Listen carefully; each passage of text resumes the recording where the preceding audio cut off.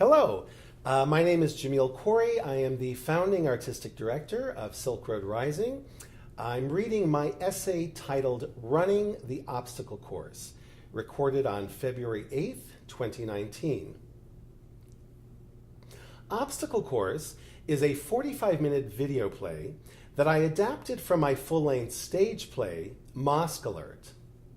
Set in a suburb of Chicago, it explores reactions to a proposed Islamic Community Center on the site of a beloved landmark. But when bias intersects with zoning, a seemingly routine approval process gets heated. At heart, Obstacle Course is a story about NIMBYism, or not in my backyard, as well as religious pluralism and the challenges of liberal democracy. I set out to explore a particular manifestation of Islamophobia in public life, that is, resistance to the building of mosques, or Muslim houses of worship. It is a phenomena occurring throughout the United States and Canada, as well as Europe, Russia, Australia, and large parts of Asia.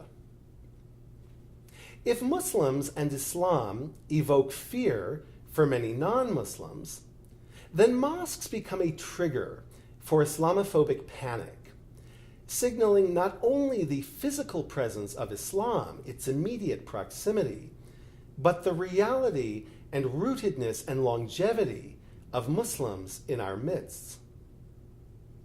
Its visibility and corporality make the mosque a brick-and-mortar actualization of all things Muslim, which, depending on the seer, can have disparate meanings: a cherished prayer hall, a welcome neighbor, an existential threat.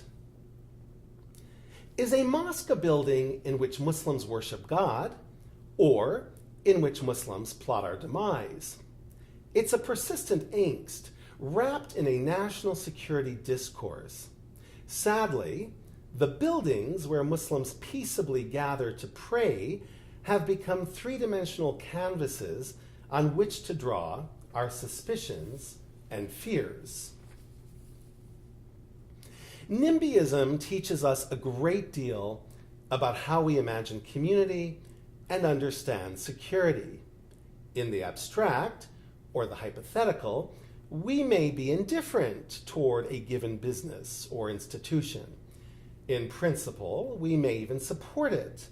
But next door, or down the street, it becomes an entirely different matter. The typically benign suddenly invokes urgency and danger. The shelter for battered women, homeless people, LGBTQ runaways, the low-income housing development, the food bank, the drug rehab center, the halfway house for registered sex offenders, the strip club, the tattoo parlor, the gun shop, the fast food restaurant. Anything that threatens a community's perceived identity, its conscious sense of self, can and often will galvanize grassroots resistance. This defensiveness, or fragility, is a symptom of tribalism. Much to my lefty chagrin, a lot of people tend to be tribal. And mosques haven't cornered the religious market on inflaming insecurities. If we consider earlier periods in U.S. history, it was the prospect of a Catholic church, or a Jewish synagogue, or a Mormon temple that could fire up the mob, incite hysteria, and then instigate organized pushback.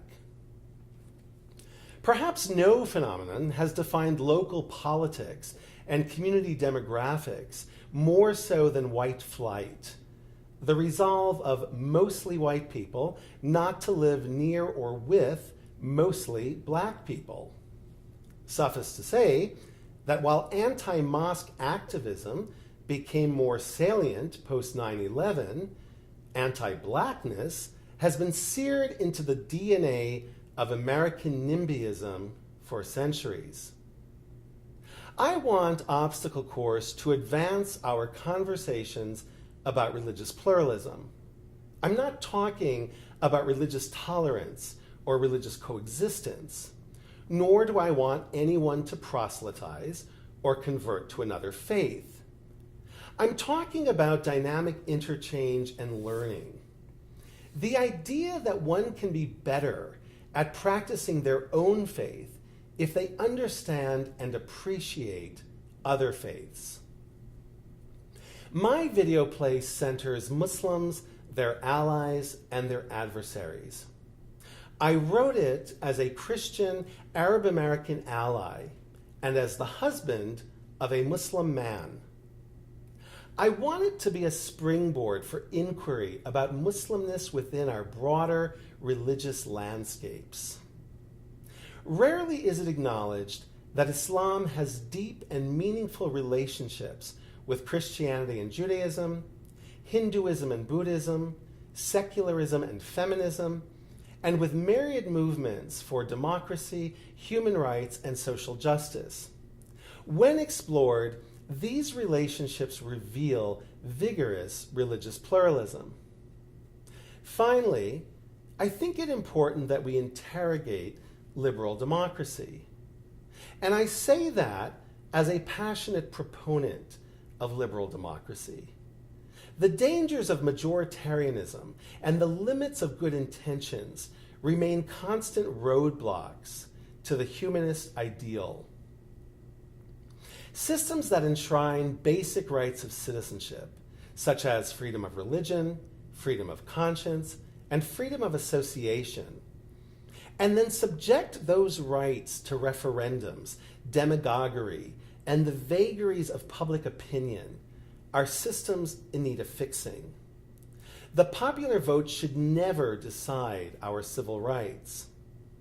When animus towards specific communities is allowed to shape public policies, and sometimes even laws, then the premise and the promise of the liberal state has been contaminated. When democratic processes are used to maintain inequality and injustice, then citizenship becomes precarious. It becomes tiered. Either we're full citizens or we're not.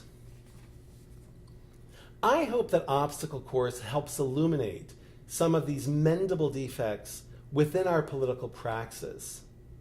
Scapegoating and otherizing are, by definition, antithetical to freedom and liberty. I believe we can get this right. Thank you.